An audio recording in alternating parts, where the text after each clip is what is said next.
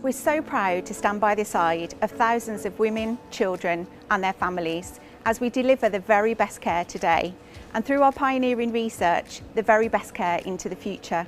We're immensely proud of supporting over 2,000 women a year as they suffer pregnancy loss. Our staff offer love, guidance and support and display our trust values of being ambitious, brave and compassionate to look after the women, their partners, their families as they deal with the devastating loss of their babies. Thanks to our generous supporters, we are now just £1 million away from being able to start work on our Woodlands House. Woodlands House will be based here at the Women's Hospital, but away from the main hospital site. Woodlands House will offer a serene, safe, secure environment for women and their families to be able to go and process the loss of their baby. It'll be a calm environment, a safe environment, and our staff will offer love and support to people as they go through a really difficult time. We really do want to lead from the front and support our 6,500 BWC colleagues at a time when they need it the most. As Chief People Officer of Birmingham Women's and Children's NHS Trusts, and on behalf of our Trust Board and our trade union colleagues, I am so proud to be the first NHS Trust in the UK to announce a policy of this kind.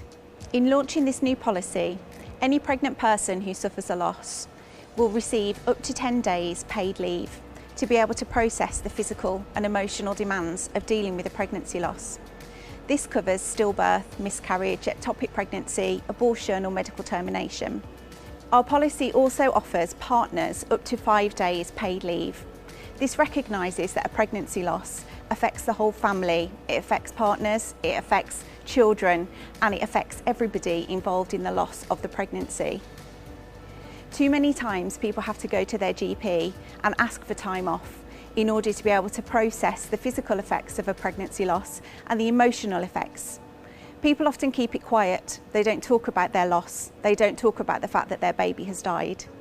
This stores up mental health issues for the future. It stores up trauma. At some point you have to process the loss of your baby. We want to encourage all of our colleagues to talk about their loss, to support each other with love and with support and with gentleness. The taboo that surrounds miscarriage can often stop people from accessing support that they need.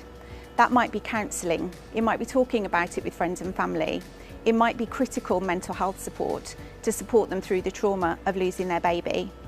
We hope that by launching this policy and by starting the conversation around pregnancy loss, that this will help reduce the taboo of losing your baby and encourage people to talk about and seek support at this really difficult time during their lives. Having this new policy will mean that we can truly be authentic in everything we do, so we can truly show and care for our colleagues in the way that they care for others.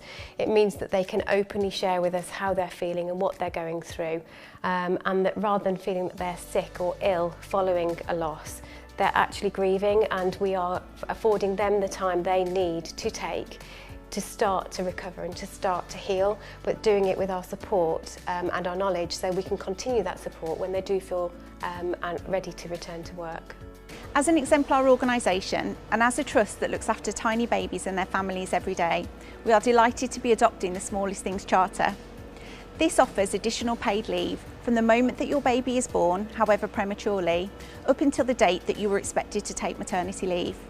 This protects your maternity leave for time with your baby when you finally get them home. If your maternity leave starts as soon as the baby arrives, that precious time of looking after your baby at home and with your family is eaten into, and people often come back to work sooner and before they're ready and before they've had the chance to spend quality time with their baby and bond with them and offer them the best support in life.